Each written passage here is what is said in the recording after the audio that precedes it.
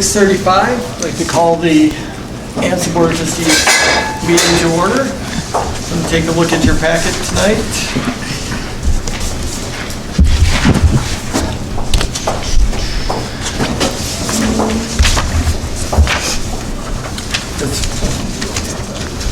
Surveying the agenda, Rick will not be able to be here tonight, so I will be running the meeting. This meeting is being recorded, and also we will be going into executive session at the end of the meeting, not to adjourn, to discuss legal strategies in the purchase or sale of real estate property.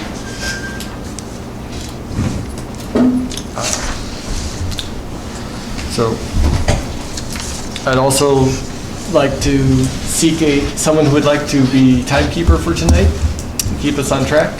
I should be able to do it as long as my power holds out. All right, thank you.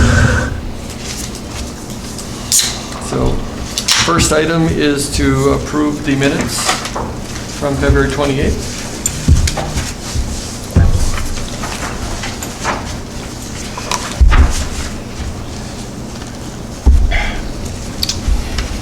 So moved. I just have one correction. The paragraph is just in there twice.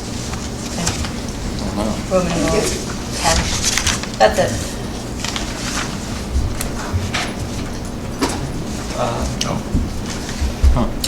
Other modifications before resuming the motion? I have a motion from Chris. I have a Second. Second from Liz. All in favor? Abstain. I was not here. Kristen abstains. Motion passes. Thank you. And thank you, Sarah, for authoring the minutes. Next up, we have public comment. So we have one public comment from Brianna Murphy. And first, like to congratulate Brianna on her new position. And thank you for her service to the board. And as part of her promotion, she is no longer by the bylaws rules, she is no longer can be the faculty rep. And I understand the administration and the teachers are working on solving that problem for us. Yeah, So- I just wanted to give an update. So I knew at the last board meeting that it was going to be my last one, but I wasn't obviously able to say anything, so it wasn't made public yet. So I did just want to take a moment to address the board and just kind of deliver a thank you, and then talk about that process for electing the new faculty representative. So I did begin my new job as the vice principal last Monday, at which point I ceased serving as the faculty representative to the board in accordance with the bylaws of the board. The faculty will vote for their new representative this coming Wednesday after hearing from candidates at an all-staff meeting on Tuesday. This new representative will serve the remainder of my term, which will end in June, and this person will also then begin their own one-year term at that time. Serving as the board representative for me was a very informative experience, and in some ways inspired me to apply for the vice principal position after kind of having a little bit of a kind of higher position, I guess, amongst the faculty and all that, kind of seeing how a school functions more from the inside, and again, at those higher levels, intrigued me, I guess, and again, inspired me to kind of seek that higher position. The faculty representative position provides a voice for the faculty to directly speak with the board, and it is also a liaison position between the faculty and administration. As such, the faculty rep is an important way in which a member of the faculty can affect change in our school community and become an important leader within the school. The cultivation of teacher leaders is an important part of any school, any healthy school, and can increase the communication between the administration, the board, and the faculty. Throughout my time on the board, I was honored to serve this purpose for the faculty and sincerely tried to provide a balanced perspective in my reports. In many ways, I have been far luckier than some of my predecessors who served in this role. During some very tumultuous times, my terms were very easy. And especially in comparison to some of those years just a few years ago. The same careful consideration of the opinions of the faculty that I had as the representative will certainly inform my approach to being vice principal now. I'd like to formally thank all of the faculty for electing me to my 2 terms as their representative, as well as Anders and Ellen, who always maintained an open mind as I shared the views of the faculty, which were sometimes not easy to say, and I know sometimes might not have been easy to hear.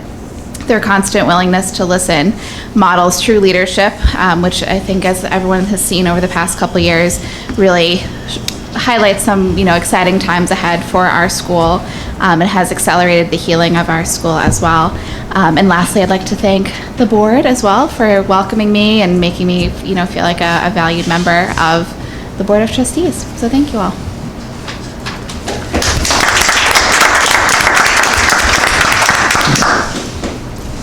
Thank you, Brianna. And thank you again for your service to the board. That ends public comment. Next up, we have Ellen as Executive Director to talk about, to give her ED report, including the lottery and student attrition and waitlist update. Okay, so looks like my presentation is turned off. So Want to do this, something over here? Is it? yeah, in fact, Kristen, if you could just swing it maybe around on the table. Yeah. Oh, sorry. I'm gonna have to look it up. So I was told by Mike Finkel that if I don't speak into the microphone, it won't pick up on the video, so which is why I have to use the microphone.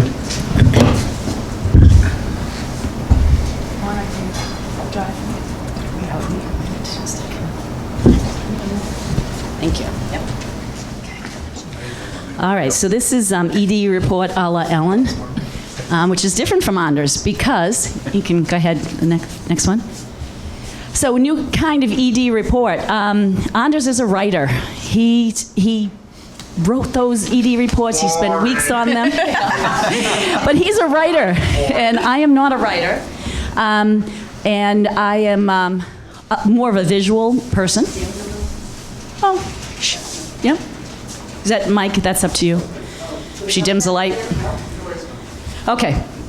So this is going to be each month. My plan is to have a presentation for you to hopefully help bring AMSA alive to you, right? Bring it right to your front door. You can see the kids' pictures, some other surprises, I hope, and just a way to communicate the way that I communicate, which is kind of a little bit more off the cuff than Anders.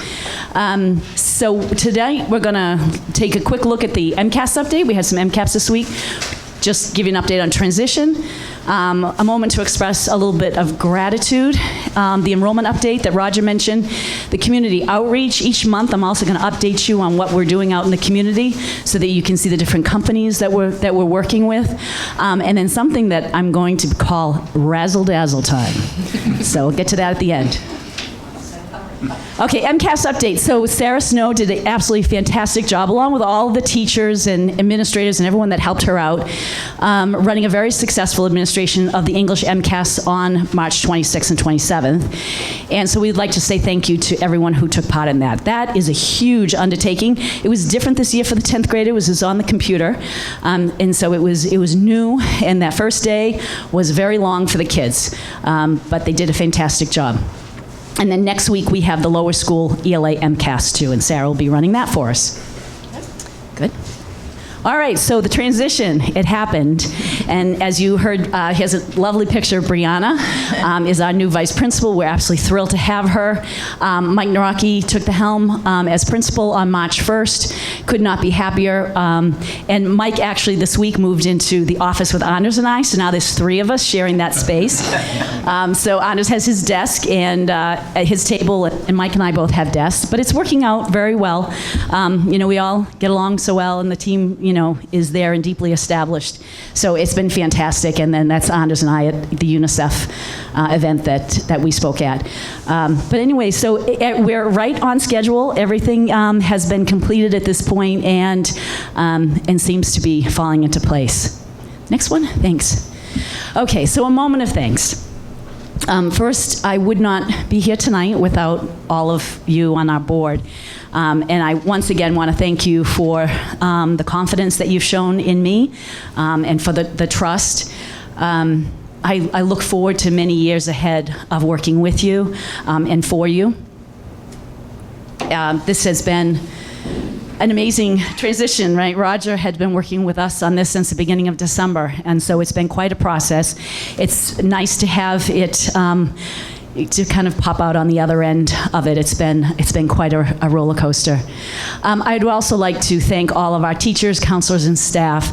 Everyone in the community has been overwhelmingly supportive of everything that we've done. I'm so grateful to Anders for all that he did over the past 2 years.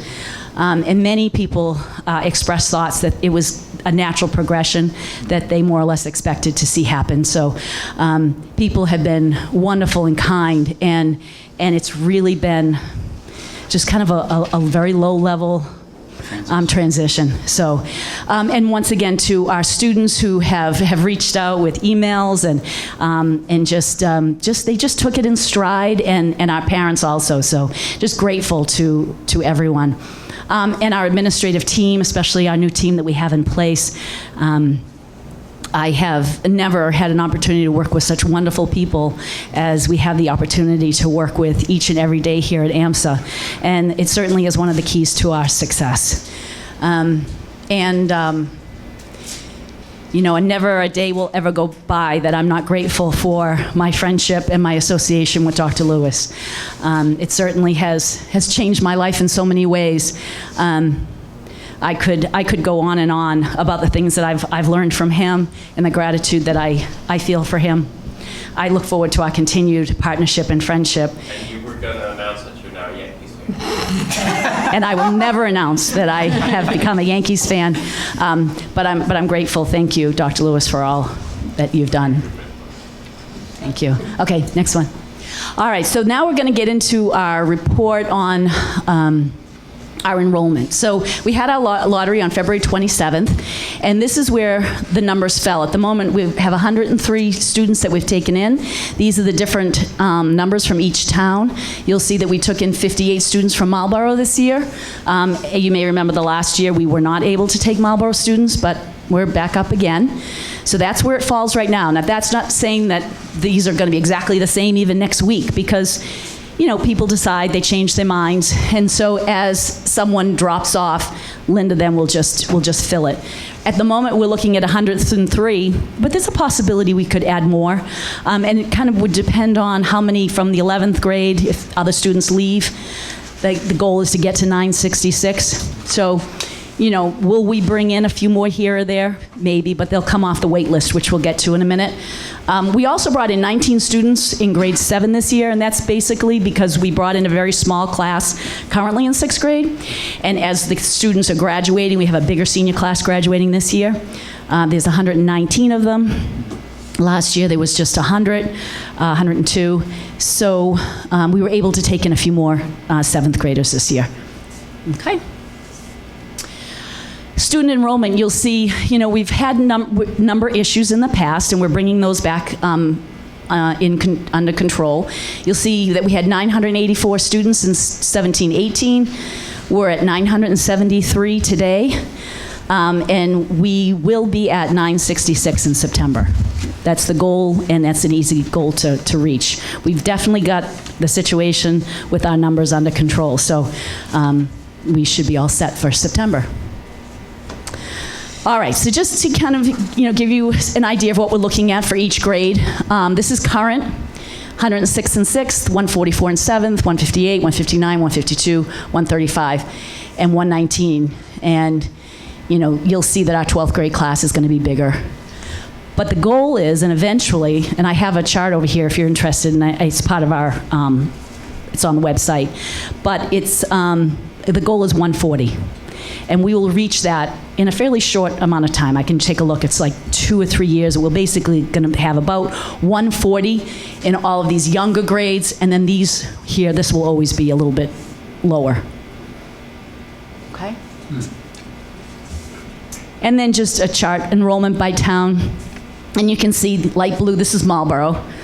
Maynard is in yellow, and Hudson is in orange, Clinton is in gray. And then this is, you know, others, because we still have a lot of siblings coming in from outside towns. And that is where we are for this year. Okay.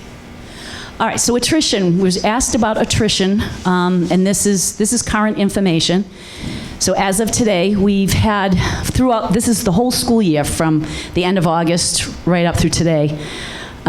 We've had 2 11th graders leave AMSA. One moved out of the country and one returned to their sending district in 11th grade. In 10th grade, we had 2 students, and one moved out of state and the other one returned to sending district.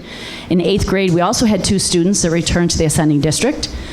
In 7th, we had 2 students that left. One moved out of state and one returned to sending district. And in 6th grade, we had 2 students that moved out of state, for a total of 10 through the school year. And here's our wait list report. If you wanted to click on this, it does give all the numbers that Linda has put together for the actual wait list if you're interested. But you can see, I guess this is probably the most interesting line, the bottom. So 6th grade, we still have 265 applications on the wait list, 154 in 7th, 96 in 8th, and 149 Ellen, in 9th. Yes? how do non-core town people get on the wait list? These are siblings. Well, they're on. 3 6th graders who are not from the core towns are on the wait list. They can apply, and they still would end up Yeah. on the wait list. Oh, okay. So Right. they're not in the lottery.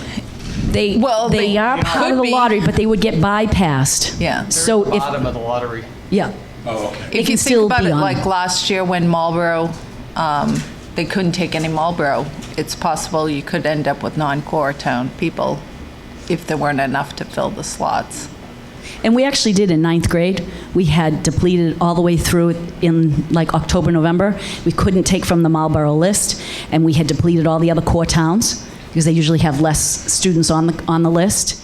And so we had to pull from those non-core towns. So we did take in about a half a dozen students from outside the core towns into 9th grade last year. Okay, so then I want to each month give you... Sorry, one more question. Sure. So we took in no 8th graders or 9th graders via the lottery. That is correct. They will only be taken off the wait list as each student leaves, so they'll be just backfill. Yep. Okay, community outreach. Mark Vital has done an amazing job with community outreach. We talked about it at the governance meeting earlier this month. And I just wanted to give you a quick rundown of the different companies that he's working with. And it's at different levels of involvement. And you can take a look at the details, which I won't go over with you now because it will take me 20 minutes. But each month I want to highlight the work that he's done because I think it's so important, especially to the development and the direction that we're heading in as a school. But we're looking at companies like Boston Scientific, Digital Credit Union, Dow DuPont, GE Healthcare, Hewlett-Packard Enterprises, IPG Photonics, iRobot. Next page. Quest Diagnostics, Raytheon, Synovian, Thermo Fisher, TJX, Viastat, and Zeiss. I think it's Zeiss. As I said, each one of these is at a different level of involvement. And I think over time we're gonna need to really look at this again and say, how many relationships do we want to have and how deep are they going to go? Because you can't necessarily manage 20 or 30 different relationships with different companies if some of them start really becoming deeply involved with us. Synovian, for example, I'll just tell you very quickly, they've had 4 students that they've been working with this year, and it was a competitive selection that they went through with Mark and Synovian. And then these students have gone over to the company, and they've had some of their very top scientists working with our students to teach them about the brain and how it functions. These are seniors. And the idea was they would get all of this time with these scientists, teach them a lot of information, that they would create a curriculum that they would come back here then and teach to our 7th graders. And so they're going to be working with one of our 7th grade science teacher, Nicole. And the curriculum now, the girls created the curriculum. There was 4 female seniors that were selected. They've now created the curriculum. They have pitched it back to Synovian. They've made some additions to it. It's come back to them, and now they're getting ready to work with the 7th grade students and presenting that curriculum. I believe it's going to be at the end of April, the beginning of May. Each one of those students will receive a $2,500 scholarship from Synovian.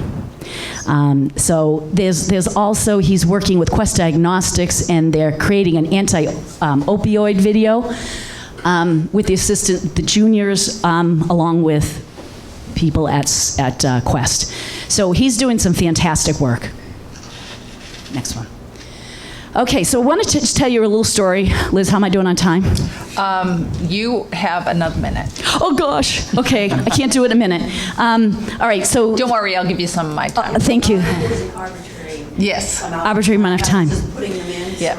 Okay, I'll do better next month. Okay, so here we go. This is a picture of a group of superintendents and other administrators that are all part of the Massachusetts Association of School Superintendents. That's me in the middle, and I took a trip with this group to Iceland. And it was an amazing opportunity. I went with Lisa Tebow. She's our 8th grade science teacher here. You can see Lisa over here. What was interesting about this trip that I wanted to share with you is that a charter school or membership, people from a charter school have never traveled with this group. In fact, they don't allow charter school administrators to be part of their group. And this was the first time, and I didn't realize that I was a unicorn.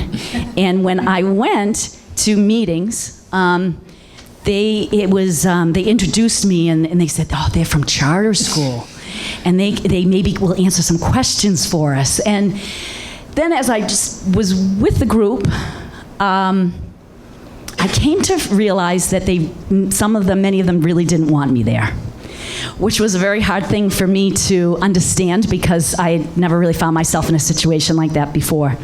And when I would go to have breakfast with some women who were my age that I thought that they would enjoy some time chatting, I was met with some pretty cold greeting. And so I didn't quite understand until this past January. We got together for a reunion, and a couple people came up to me and said, we had decided that we weren't going to like you, and we didn't really want to have anything to do with you. We didn't really want you traveling with us. But gee, we decided that we like you. So I was shocked because we're all grown-ups. But what has come out of this Iceland trip, because when we were there, the man that runs it, and he does these trips every year, and he part of the association, his name's Tony Bent. We started talking about charter schools, and he was very, very interested. And the more we talked, I said, "Tony, come down. Come meet us. Our doors are open to you here at AMSA. Come down and talk to us." And so he said, "Really? Would you host us?" I said, "Yes, we want to host you. Please come." So I started getting emails from him after our January reunion, and they're coming. They're coming April 10th. We have 8 superintendents, assistant superintendents coming from Westwood, Hopkinton, Watertown, and Shrewsbury. They're going to spend a half a day here. They're going to go to 3 classes, spend 20 minutes with our teachers. They're going to spend time with Anders and I and the other administrators to talk about charter schools. So it's super exciting, and this is building bridges, right? This is the beginning. My goal is maybe someday they'll invite me to come to one of their meetings. And I'm going to travel with them again in October, and we're going to go to Vancouver.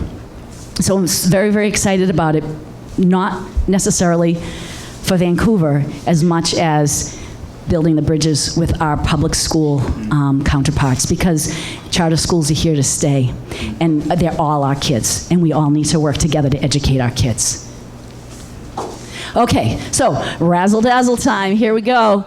So who, what, where, when, and why in the world would she call it razzle-dazzle time? Because I want to razzle and dazzle you each month to get to know our kids in our school. For those of you who are parents, you know a lot.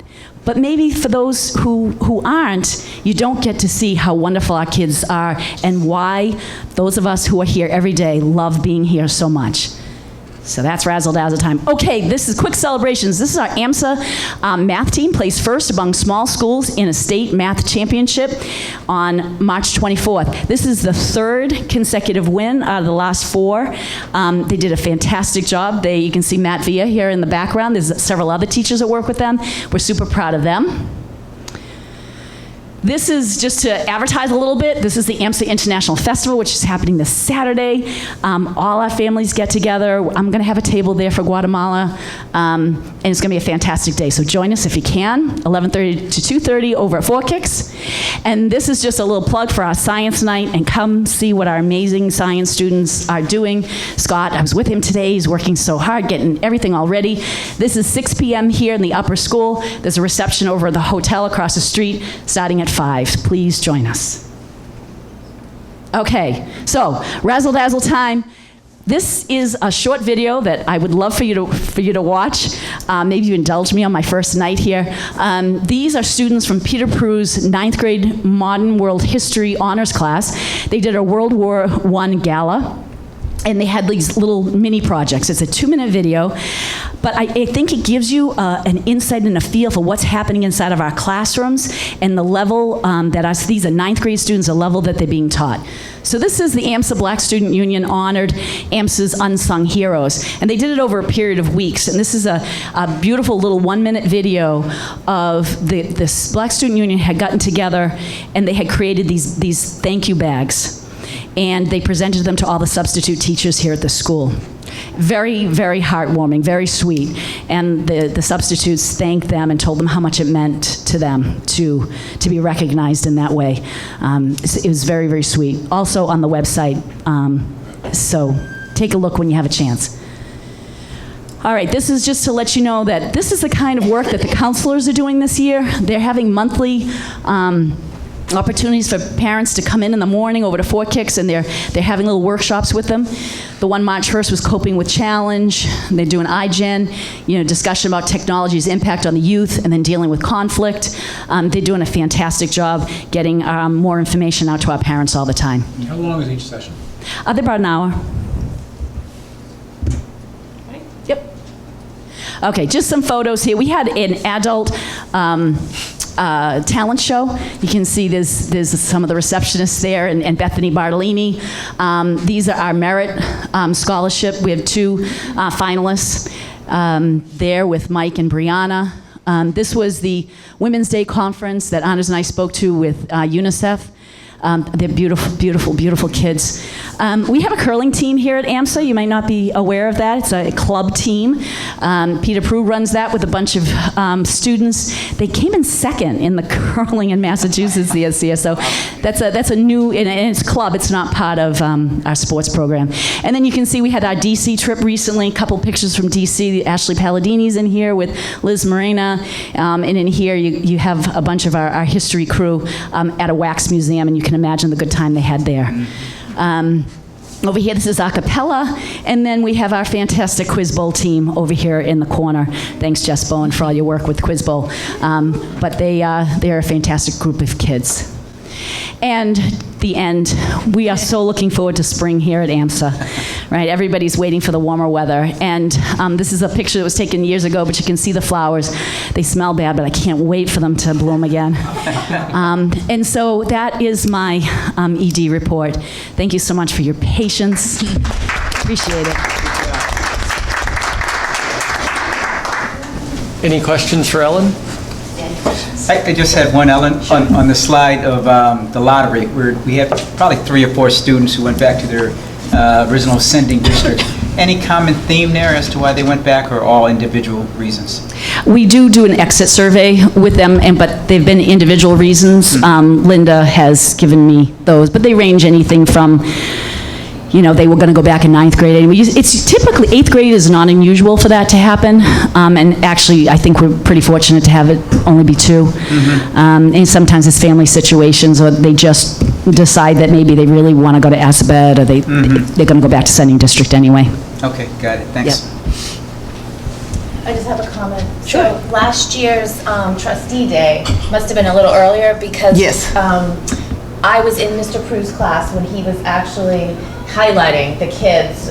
They were just still doing their projects, but you could tell the level of engagement and how excited they were. And it just was a great idea for him, for them to be able to just put their own effort. Everyone has to do something on World War I, but, there were all these different methods and themes that the kids were able to choose from.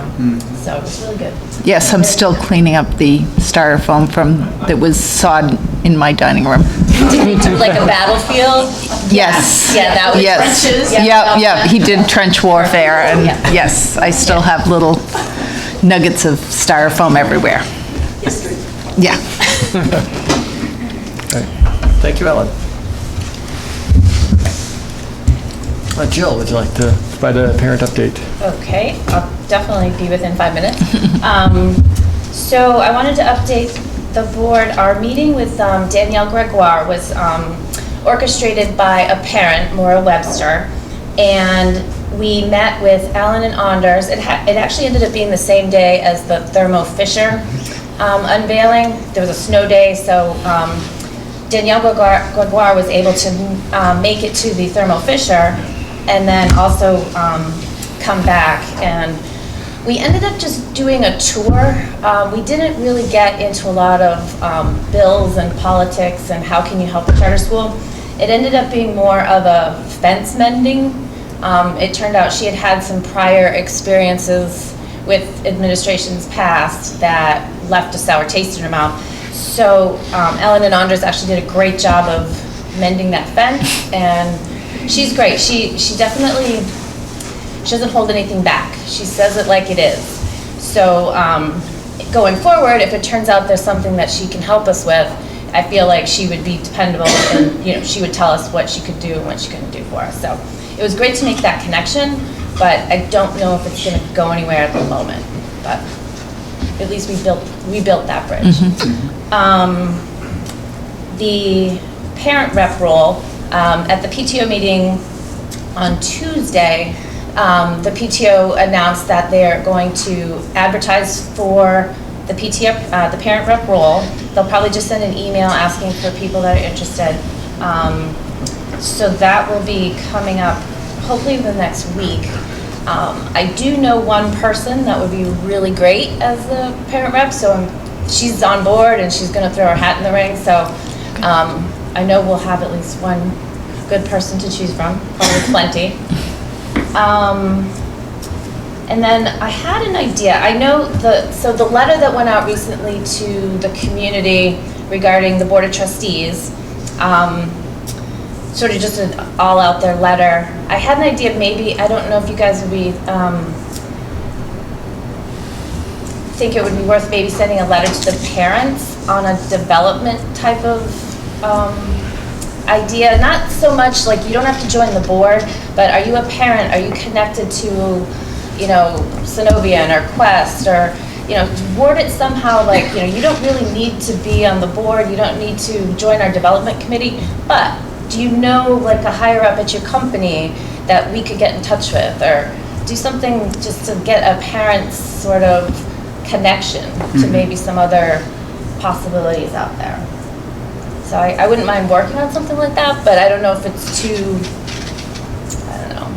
solicitation, or, I don't know. No, I think it's so a maybe great you can think idea. about it.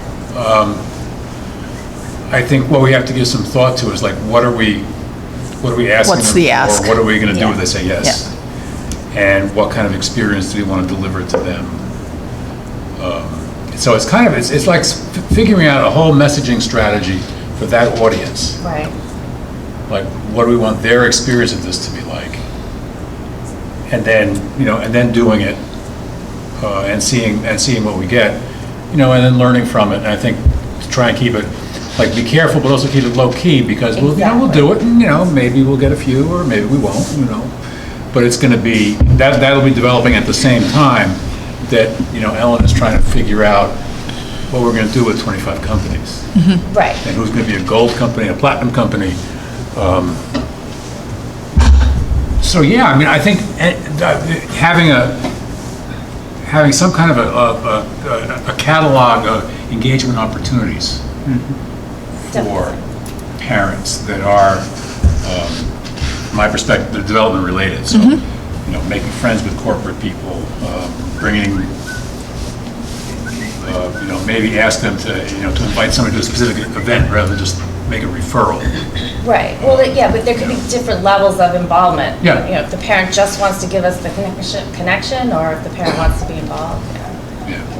maybe Do they work on want to give us a name, make an approach for us, come to a meeting, set up a meeting?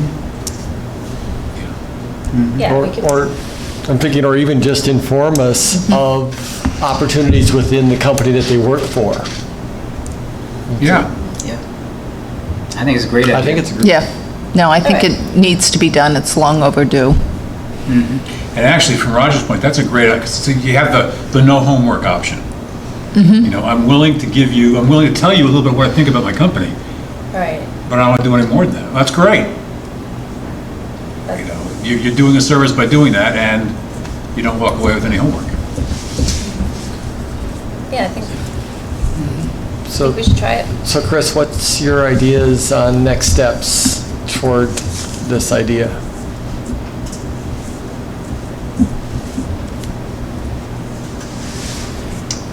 Form a subcommittee.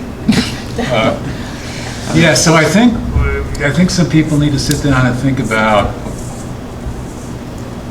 you know, what's the message going to be? And what are the options going to be? And how are we going to field responses? And you're not going to be overwhelmed with them. So. Jill, you're closest to this. How would you like to proceed? Well, I was willing to maybe, you know, if I got the go-ahead, gather some information, maybe work on a draft of what's the message, what's the approach. So I could take that on. Cool. I like it. Yep. Do All it. right, we'll start with me, and then we might have to form a subcommittee. Yeah, well, I think we could, I think the overall flow should be, you take the initiative, we could, if needed, we could create a task force very similar to the one we used to help draft the letter. Eventually, it's going to roll up to development. I think development would be the place to review and approve the plan, and then just do it. It would take 3 people 45 minutes to do the plan, I think. You know. Right, so, do you think that, I mean, I don't think that this needs board approval to occur. I think we can move as quickly, you know, I think Chris, you as development chair could, If you want some help, I'd be glad to work with you on that. All right, why don't, I'll just get in touch with you. to make it happen, and when you're good with it, ship it. I think the only concern I would have individually as a board member would be, I know we have the fundraising campaign coming up, the annual giving campaign is coming up, and I don't want to conflate that message with the annual giving. So just think about that as far as coordination as to when the appropriate launch date would be. Might even want to bring it to the combined development governance meeting, maybe, and present it there. Then we all get a chance to review it, look at it. I think the next governance meeting is going to be pretty busy already. I don't know whether, I think it'd be better to, I'm not, Just to go forward. I think development should go forward independently. Also, maybe think about timing it for the beginning of the school year when we have New families. new families coming in. That might be a good way to introduce, but I just think that if we can, even if we can eventually build a database so that we have this information housed somewhere. Right. That would be helpful. It can be done through our new software. We had actually talked to Mark Vital about starting to try to collect that type of information so that we had it in the database. It came up with a parent who found out that we had paid a lot of money to have a microscope fixed, and she said, oh my goodness, I work for that company. I could have had that fixed for you. And so it would be really great to have a database of the companies that our parents work for and what might be, which ones might be resources for us. How about even trying to do a little more, instead of waiting for fall, if we could do a soft launch, initial trial in the June timeframe, maybe after the annual giving campaign is wound down, and then we could do it again in October once the school year started. But I think either way, I think the first step is to get a letter, and then we can decide how best to launch it. I guess I defer to Chris and Mark Vital as to how best, and Ellen as to how best to do that. But it's a fantastic idea, and it's a fantastic idea. So. That's all I have. Wow, well, thank you. Questions for Jill? Just a note, going into chair business, we're 15 minutes over. Okay, I'll see what, I think I can gain some of that back. So although we've already done this in executive committee as part of the open meeting law, any contract that's voted in executive committee, we need to re-vote in public session. So we'll be doing two contracts. The first is Ellen's interim ED contract covering her from beginning March 1st, I believe, to the end of the school year. And that contract was for $130,000 annual pay. So I would entertain a motion to approve that contract. So moved. Second. From Chris, any discussion? All in favor? All opposed? Motion passes unanimously. Second contract that we approved in executive session is Ellen's ED contract. The compensation for that is $150,000 a year, and the contract is fixed for the 3-year duration at $150,000 plus standard benefits package. I'll entertain a motion for approval of that. So moved. Second. Discussion? All in favor? Motion approved. Thank you. Next up, Board of Advisors. So as Vice Chair and Acting Chair, I'm going to approve Steve Temple. I'm going to approve Steve Temple as a member of the Board of Advisors. So now we have two. So we have two. We've doubled our Board of Advisory Council.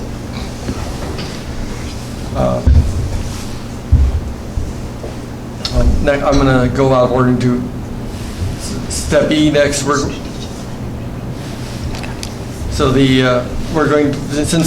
have successfully planned our next strategic planning meeting, I am officially closing out the strategic planning task force. And finally, April 6th, we are having our next strategic planning meeting. You've received homework from Nan Dill, who is leading the session again.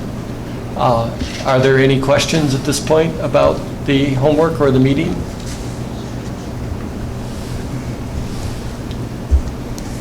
Who is able, I haven't taken we haven't posted the meeting officially, but who is able to attend?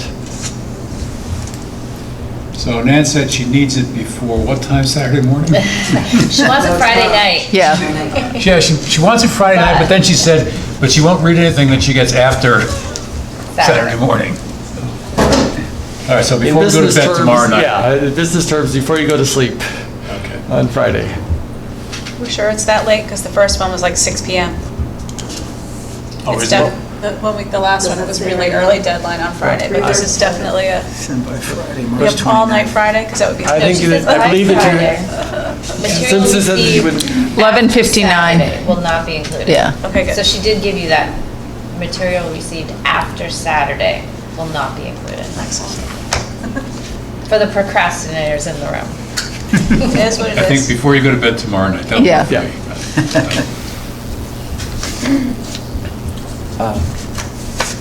discussion or comments or ways that we can help make a week from Saturday even better? Where are we having it? International. This will be at the International School, 280 Lock. 280 Lock Drive in Marlboro.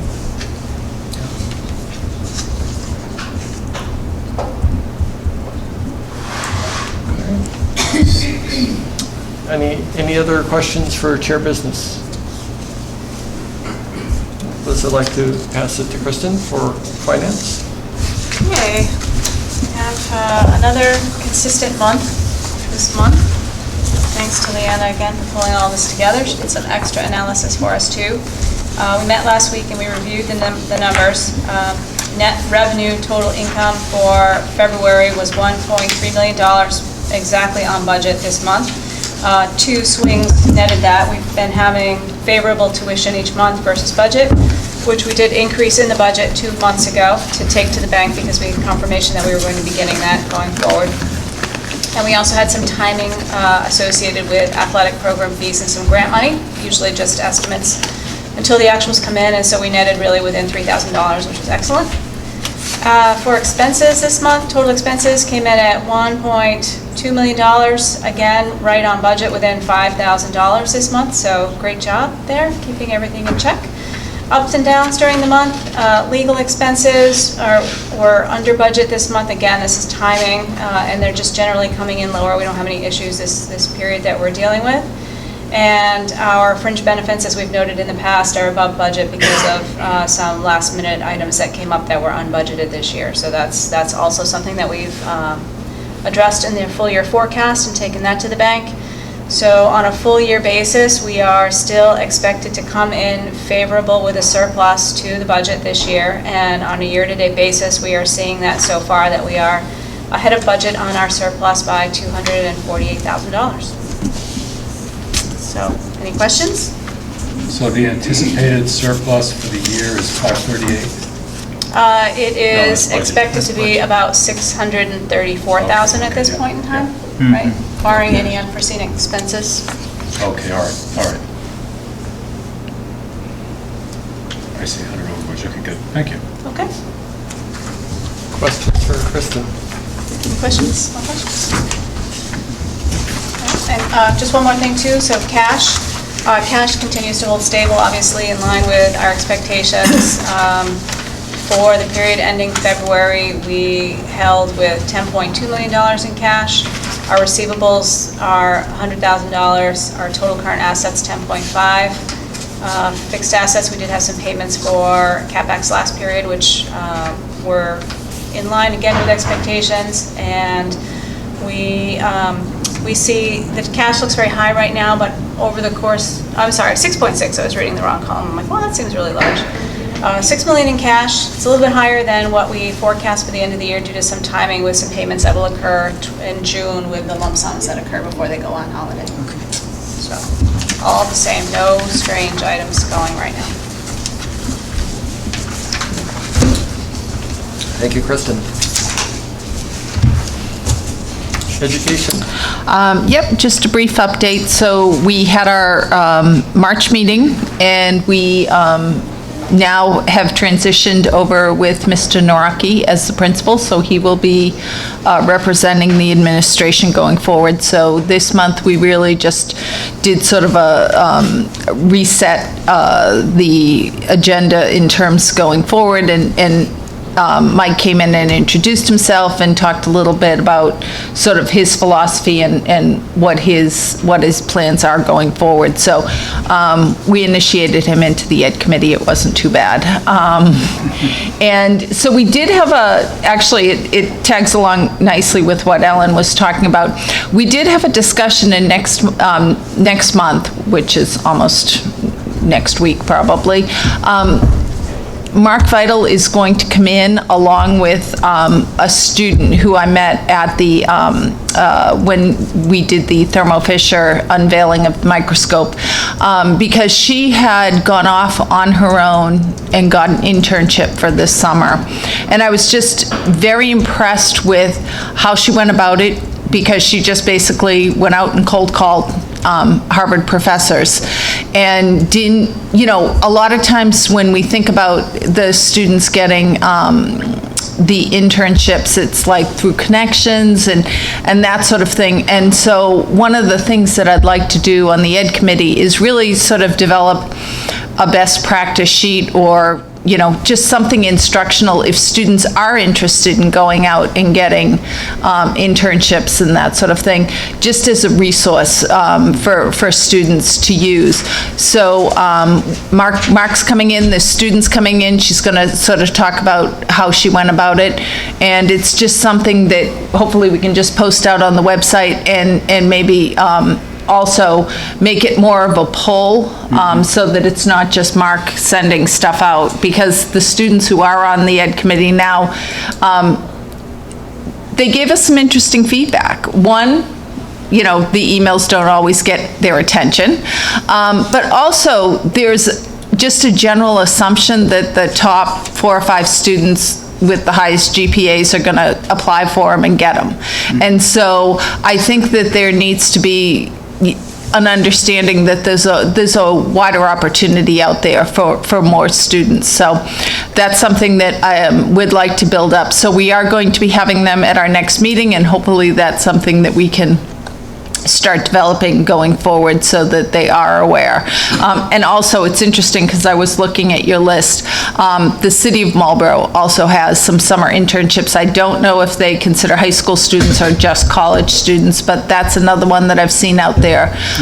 So that's just another resource because the mayor's office has several internships for the summer as well. So anyway, I would like to really make sure that the students are aware of it, they know how to go about it, and they know that, they don't have to wait for someone to come to them, that they can go out and get these things. And that's what I was so impressed with this student that I spoke with. And she's actually going to be interning this summer at Boston Children's Hospital as a result of her cold calling the Harvard professor. So I just think that it's a great learning opportunity for other students. So that is it for the Ed Committee. Yeah, I just wanted to update you that the city of Marlborough actually reached out to us for the very first time and offered our students some of those internships for the summer. So Mark Vidal will be working with them, but it's the first time in all of our years of existence that they came to us.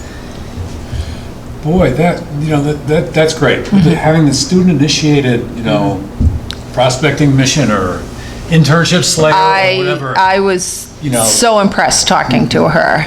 I wonder if anybody else does that, and if you could, it almost becomes sort of like a club, or it's a, and not just a tip sheet, but some kind of, I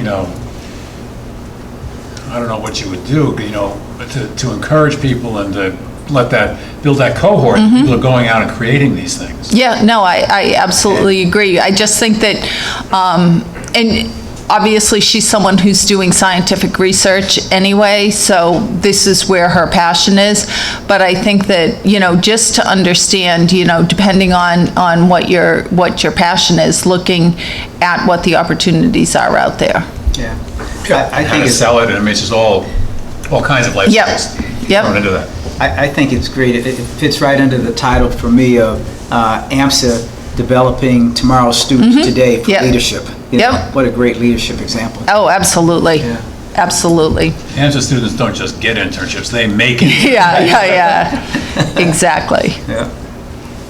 Is there a way that we could capture the success story? So, my thought was, and I will talk to her further, but my thought is maybe in September or October, we could have her just come in and sort of highlight what her experience was this summer at Children's Hospital. But I would like to have sort of the pre-story about how she went about doing this as well, so. I think that'd be great. Yep. Other questions for Liz? Chris, development. Okay, so we met jointly with governance this month to talk primarily about the role of trustees in development going forward. And it started with the idea we've been kicking around for several months now about doing a training session, a board boot camp on fundraising and development. And kind of deciding, because we've got several seats turning over in the board this summer, and it's very important, but it's not everything. And so we decided we're going to postpone that into the fall and try and look at it in the context of everything that we think a board member needs to know, and look at that in terms of re-examining our board member orientation and the onboarding process, and kind of how we socialize new board members into their roles. And one of the major roles being that is to support the school financially with a meaningful annual contribution, meaningful to be determined by the person making the decision. and mobilizing our personal and professional networks to help AMSA develop the relationships and engage the individuals who have means and inclination to provide substantial financial support to the school. And that's something that we would all play our roles in different ways, and it would be, so we've got some work to do on what that means and how we would do it, but it's definitely something that we want to be mindful and intentional about for everybody. We also want to respect the fact that that is not how we all got here. And so, how we got onto the board in past years and things the board has done, we need to respect the work that people have done, respect where they're coming from, and be mindful of that as we're looking to kind of shift this emphasis or add the new emphasis on fundraising. That's boot camp, the role, going slowly and carefully. And then the staff report, Ellen actually gave it on the corporate side. It's really pretty remarkable. And they're getting the annual campaign ready.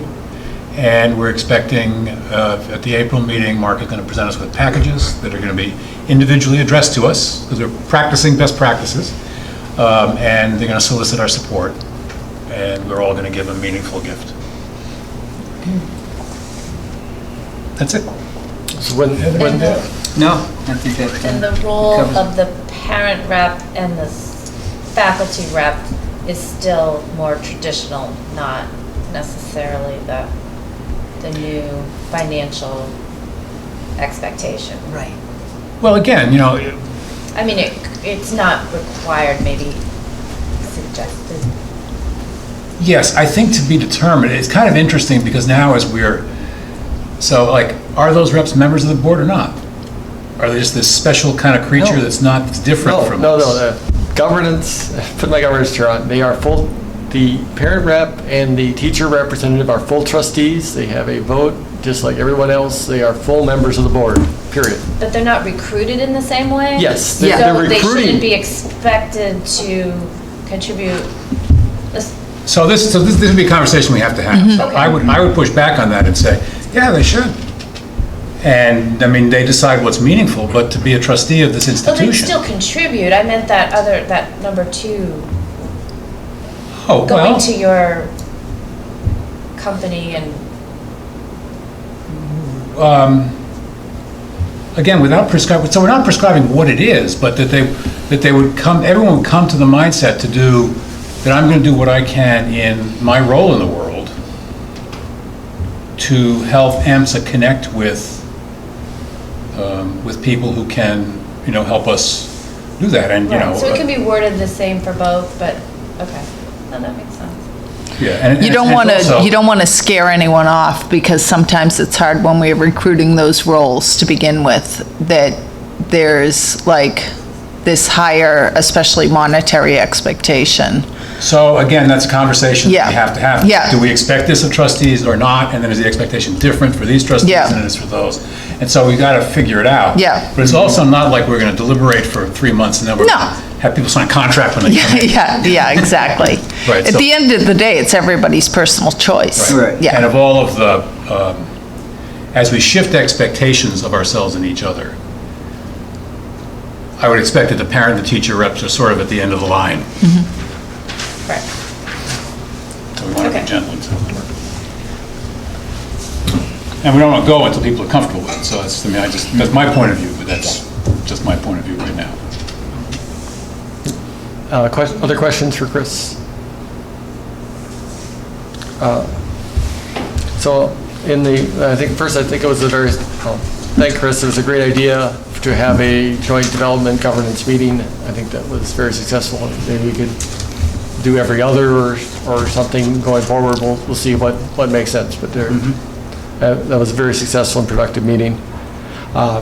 In the governance aspect of the meeting, we spent a lot of time on board recruiting. We spent time receiving the goals. We also spent time discussing the offsite meeting. So you've already heard about the offsite. So in your packet, I'm not going to read through it, but there's an update on the ED goals accomplishments so far this year. There's you know, the year is 3/4 of the way through, and there's a lot of amazing things that have been done. I will leave that for your reading material.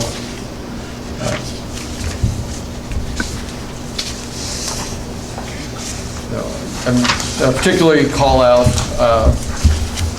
just the one of the big new goals for this year has been to develop, this number 3 was developing intangible partnerships with national organizations, foundations, or corporations, and the list of opportunities that we've identified so far is fantastic. You know, if you go left in the time machine, went back a couple years, the list was almost empty. So this is a great change, and love to see this, continue to see this progress forward into even deeper relationships with these companies and others to be identified through Jill's effort and others. So, and we look forward to the end of the year summary for the final report on that. Board recruiting update. We have a couple of board candidates in the room that They stayed. we haven't scared them away yet. We have candidates that are in the pipeline. They're working their way through, and we're looking to go forward with these candidates and continue to encourage people to put forward more candidates. And we have at least one more in the pipeline. Welcome, guys. Any other discussion or questions on board recruiting? We've already had the faculty rep update, so Brianna did a great job with that. Finally, one of the challenges in governance we've had is that we've had so many juicy conversations and the ED goals and check-ins and board recruiting that we've been really challenged to get to our one-year goals. It keeps becoming the bottom item on the agenda, even though we had a 2.5-hour governance meeting, we didn't get to the one-year goals. So I'd like to see if we can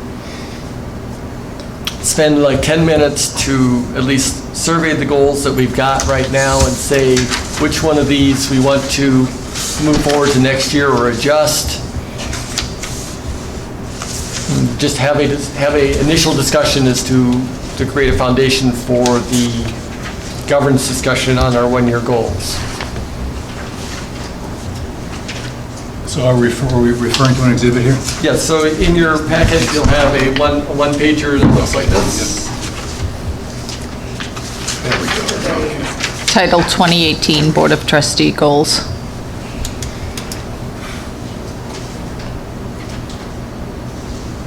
And so I think the best way to go through this is to flag and discuss by bold category.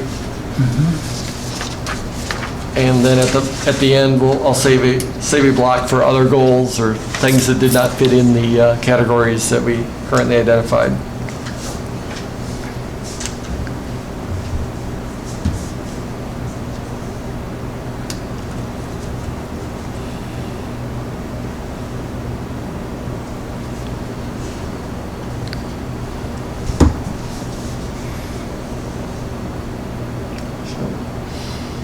Comments on facilities goals? I don't know that you can commit to a goal like that because it's so open-ended, honestly. We thought we were close last year.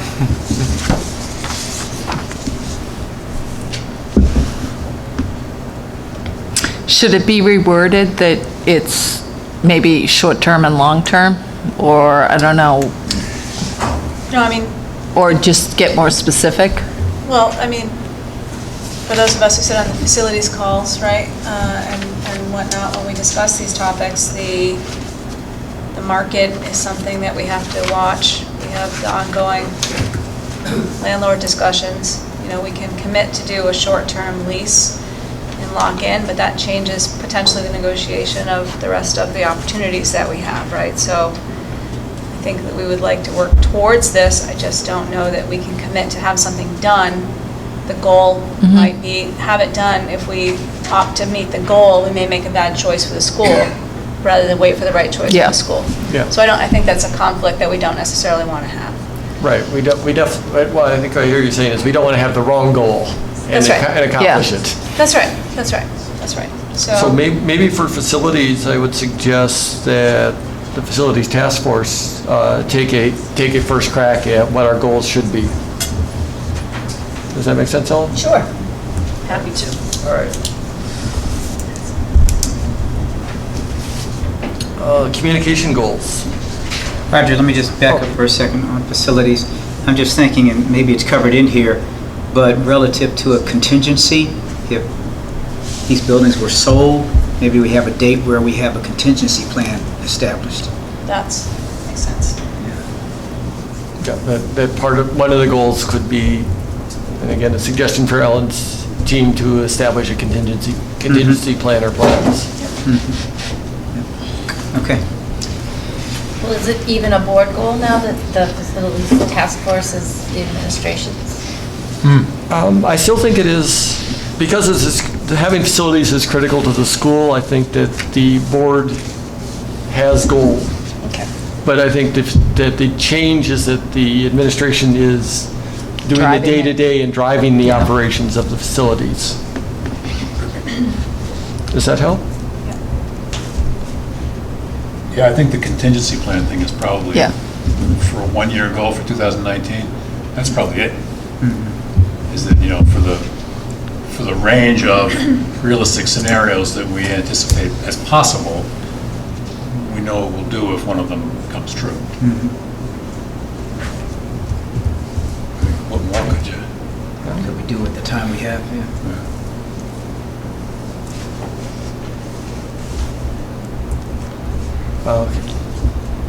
Communication.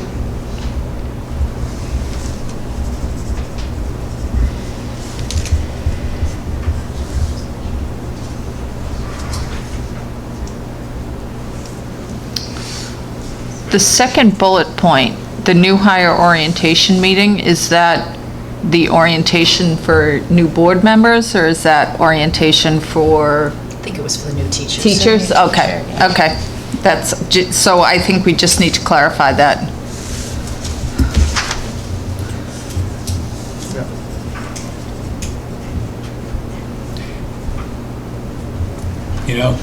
Compared to where we were a year ago, or 2 years ago, these goals are like, you gotta do some stuff.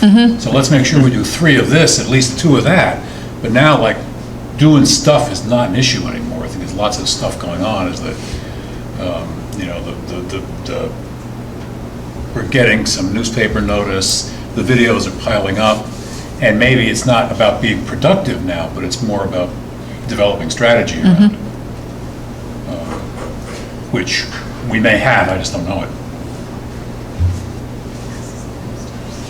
So I don't know how that would transfer into a goal for this year, but. Well, I think, just as a summary, we're on track. We completed, let's see, bullet 1, 2, 3. We completed bullet 3. Thank you, Jill. We have done half, we completed the part that we could on bullets 4 and 5. Right, but we only had one parent show up Yeah. at our parent roundtable. So I'm not sure we Yeah. need a second one before June. Okay.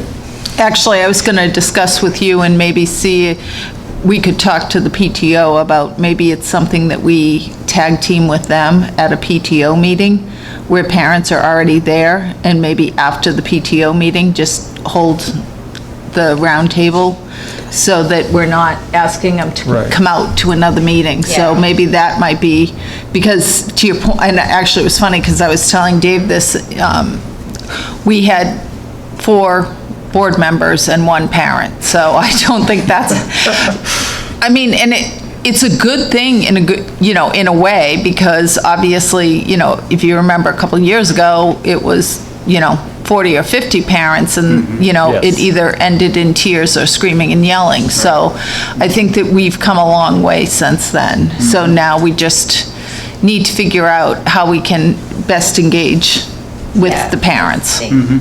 A round table. Yeah. Right.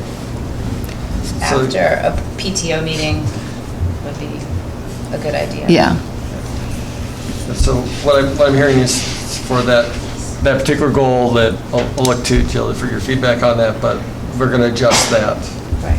But the teacher one, I think, is well attended. That is tagged onto a meeting already. Right. That Right. teacher's already at, so that works. Yeah. So we would make the Yeah, I think parent we would- one similar. Right. So we're saying to keep the teacher roundtable and tweak the parent roundtable to be with PTO. But you Yeah, it's still more have just your- the timing of it. Yeah, Right. it's just getting the parents when they were already here. Right, but so the goal is the same. That's Yeah, just an yeah, it doesn't that's an change the goal. implementation Right, detail right. That would be done at a PTO meeting. Mm-hmm. So the other ones that we did not accomplish this year was the first two.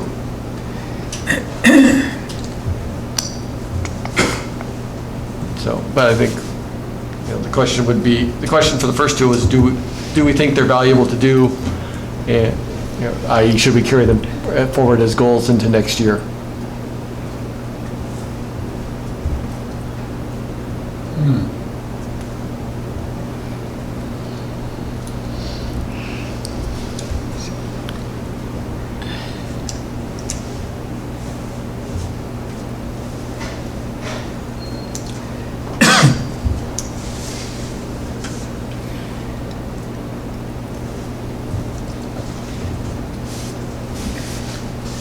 So It's very different to look at this now than to look at it a year ago. Yeah. It's sort of like, I don't feel as misunderstood as a trustee as I did a year ago. And I think it has a lot to do with just how things are, the atmosphere is different now.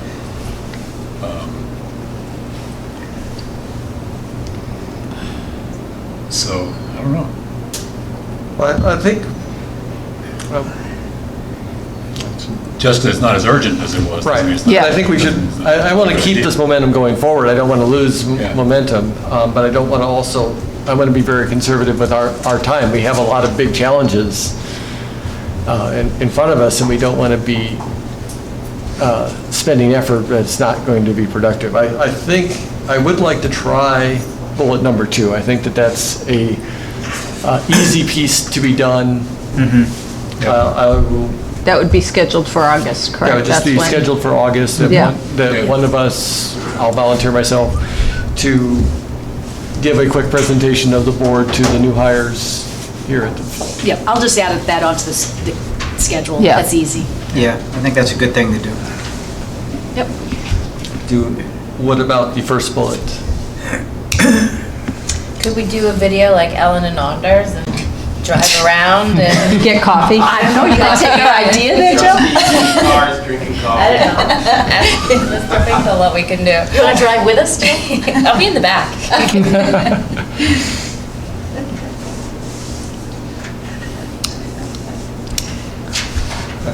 Or we can take it down to the 110 Grill and it can be having wine with There you go. board members. Have to get a minivan or something? Yeah.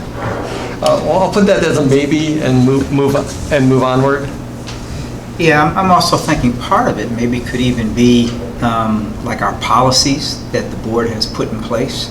So maybe in the video incorporate, these are the types of things that the board addresses, whether it's complaint policy or whatever it happens to be. So it all may not necessarily need to be an in-person video. Maybe there's a section of it that could just say, here are our policies, here's where you go if you want to learn about certain things that the board is responsible for. May I suggest, so I think what would maybe be most useful, some a little bit policy, but one of the points of the video that Anders and I did of the two of us driving around in a car was just so people could see who we were. They could hear the tone of our voice and the way we banter, and so that we became real approachable people to them. Makes sense. And I Yeah. think it would really be valuable for the members of the community to see all of you. What are your backgrounds? What do you do? What do you like to do? What are your hobbies? We laugh. We do all the things that everyone else does. And throw in a little policy there if you'd like to. Or run a series like we would like to do. Let them know who you are. Yeah, you're looking to personalize it more. Yes. Yeah. So it's almost like two different things. One is sort of the board overview, just sort of the educational piece, and then maybe to your point, it's just doing a video, you know, a short snippet so that people could get to know the board members. Sure. Yeah. Yep.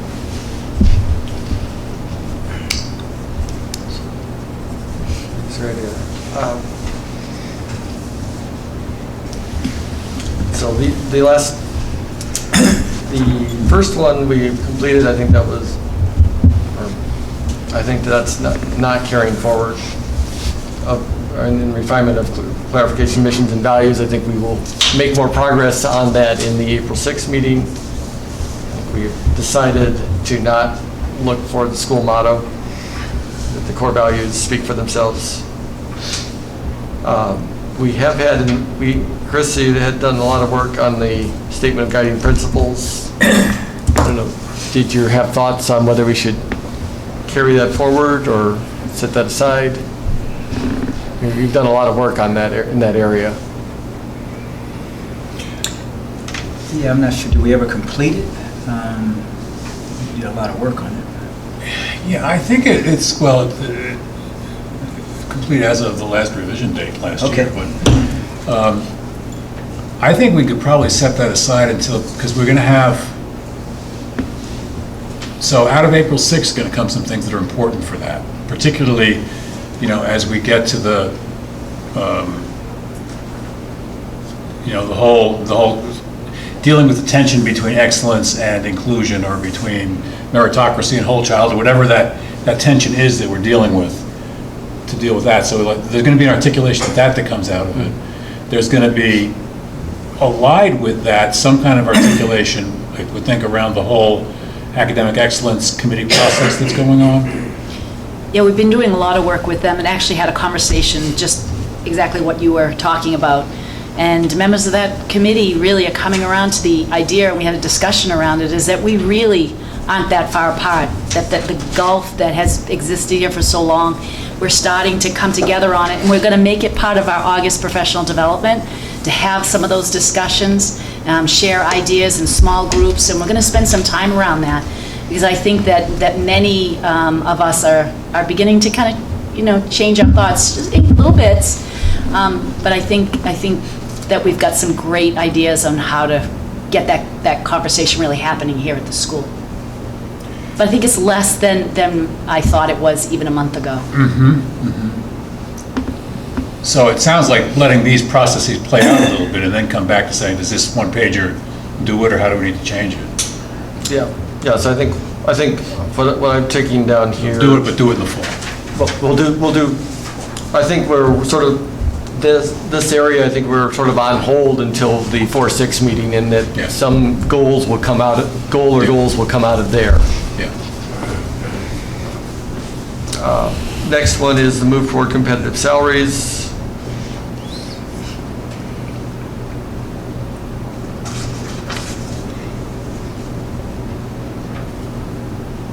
Again, I think this is Tied back. fairly tied up Yeah. with the facility strategy. So I mean, we can have some straw man plans and things that we'd like to aspire to. That makes sense. But committing to them and locking down in a contractual manner is something I think we have to be very sensitive to from a long-term plan. Yeah, I agree. And I don't think in terms of, for an annual goal, I mean, so the annual goal would be, what are the steps we're going to take towards competitive salaries this year? Well, we're going to start growing our fundraising muscles. And we're going to do what we can to get the building situation squared away. Yep. But that's really, what else are we going to do that's relevant to that? So it's really sort of goals that maybe reflect the spirit of what we sort of committed to do this past year, which is try to ensure that we get competitive salaries as we go forward. So, you know, to what you just said, we want to continue to maybe just reflect, here's the intent, here's the spirit, here's where we're moving towards, although we can't lock down specific milestones because of the pending facilities, you know, not obstacles, but challenges that we need to get resolved. Yep, hence the idea of coming up with options that can be reviewed as we move forward, right? What would the aspirations be? What would be reasonable when we get there? We have a contract So we already have kind of a year locked in, presumably. Yeah. Not that that can't change, but, you know. Well, I think there was one goal in there, I think maybe I could ask Chris to work on it in development, is that it's tied, they're all tied together, facilities and development and compensation, and, you know, there's The entire budget. the entire budget, it's all a big puzzle, but I think one of the concrete steps that we can take is to get our development chops, you know, that we've got this database in place and really start, if you can identify concrete goals for the next year toward getting us moving forward on the development side. Yep.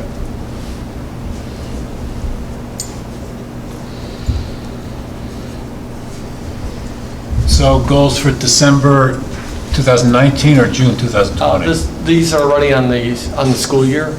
Okay, yep.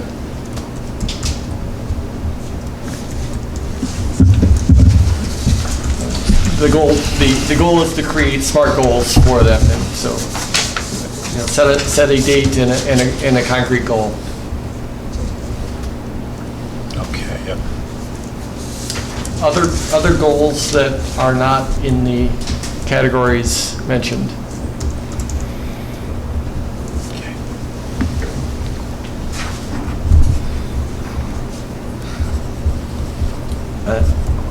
I think we will need I'll throw one out there to get things going. The governance will be providing a bot recruiting goal that we need to recruit. I'm thinking 4 or 5 board members. Yep. Agreed.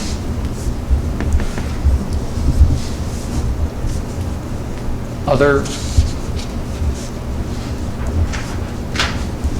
thoughts?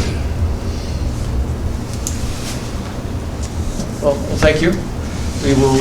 This will be one of the primary agenda items in the governance meeting in April. Liz, how are we doing on time? We are 30 minutes ahead of schedule. Okay. So you're all set, we're all caught up. All right. See, we had time to watch my videos. Yeah, Yeah, so homework assignment for the board to watch exactly. videos. So I'd like to spend a couple minutes looking at our meeting evaluation effectiveness and a call for agenda items for the next meeting. So I think I'll do the agenda items first to say what things should we be discussing in the May meeting, or sorry, May. April. April. So campaign kickoff, board solicitation.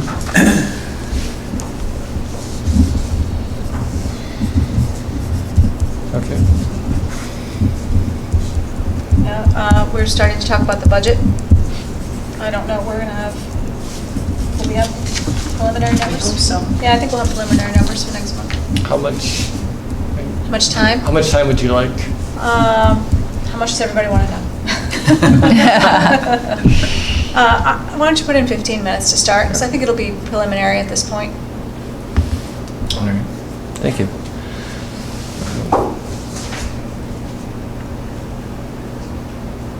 I expect there will be continued, on the governance side, we'll be providing a report out on the one-year goals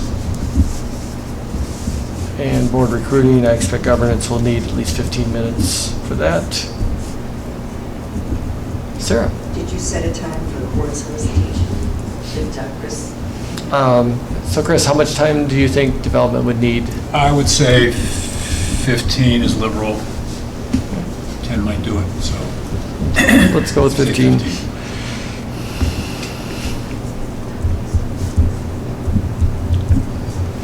Other agenda items? Is there anything in our calendar? I don't have the ideal calendar in front of me. I believe budget is the... Budget's the big one for April? Okay. Ellen can look it up for me. I have 23 text messages. Right. So contact me and Rick if you have additional agenda items that you wish to propose for the April board meeting. We will probably also be doing a retrospective and summary from the board offsite as well. meeting effectiveness, to see what can we be doing better, or how was this meeting? I think we need to give Ellen a little bit more time. We need to add some razzle-dazzle time. Yeah. Yes. It's going to be awesome. No, I think it's great to highlight, I mean, because a lot of times, as a parent, you see a lot of what comes out on the Facebook site, but not everybody is in tune to that. So it's great to see it in this, to highlight it in this setting. Actually, the idea for this style came from governance, and it was something that Raul said that just a light bulb went off, and I said, okay, and we have new members hopefully joining our board soon, and they need to know about the school. They need to know why we're so passionate and love this place so much, and it's all about our kids and education. And if all of you are going out to your friends and you're telling them about this wonderful school that you work with, you need to have information in your back pocket, and that's what I want to provide to you. Yeah, I love the format. I mean, to Yeah. be, even with the time that you had, I mean, you're focused on the screen, there's something different, so the variety of different items that you had, and the breadth of what you shared, so I thought it was great. Thank you, Evan. You just need sound next time. Sound. I will More work on time that. and sound. Yeah. I will work on Yeah, that. so, thinking 30 minutes? Oh, 20. I don't want to talk for 30. Well, we'll need questions and answers. How about 25? Okay. We can keep adjusting. We'll try 25. You might think about separating it too. So I thought this was great, but it was kind of hard to ask questions. Would you like to take questions in the middle? Which I think for you each did. side? Or separate the took razzle-dazzle from the business. And that's a separate thing, because at least, I had questions, but now it's 10 minutes later, and boy, I'm not sure I remember what it was. Gotcha. I could do questions along with each slide. Yeah, something like that. That would be helpful. Because you did do it that way without realizing it. There were a couple so they questions should- as you were going through. Yeah. So, Yeah, pause for questions and the periodically. slides up For there. each slide. Yeah. And then That would do it. razzle dazzle just down. Yeah. Yep. Okay. Yeah, all right, so, thanks to Ellen. Things on our ideal calendar, we have approved the board budget for next year. Again, ideal calendar.